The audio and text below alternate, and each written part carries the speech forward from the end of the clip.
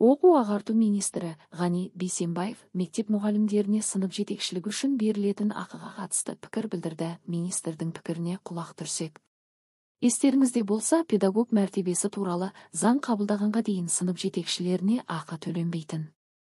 Сондықтан қабылданған заң шеңберінде сынып жетекшілік үшін қосымша ақы төлеу қолға алына бастады. Оның бүгіндегі шекті саны 10 мың теңгенің маңайында. Бұл балалармен қосымша жұмыс, сабақ емес. Халықаралық тәжірибені зерттей келе, бұл мәселені тиісті деңгейде көтеруді ойластырып отырмыз. Мысалы, басқа мемлекеттерде бұндай ақы 20 мың мен 30 мың теңге көлемінде екен.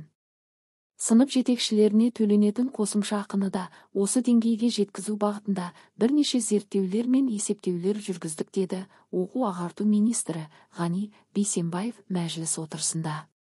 Қазір бұл бағытта үлкен пысықтаулар жүріп жатыр. Толыққанды қабылданған кезде келесі жылдан бастап осы мәселе қолға алынады.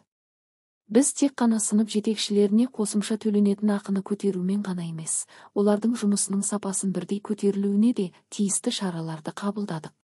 Болашақта біз біркелкі көтеріледі деп ойлап қалмауымыз керек. Сапалы жұмыс істеп жатқан сынып жетекшілеріне бірінші кезекте қаржыны көтеруді қолға аламыз, деді министр. Бұған дейін маған өңірлерден сынып жетекші болуға ниетті мұғалімдердің де саны шамалы екені туралы ақпараттар келіп жетті, деп атап өтті спикер.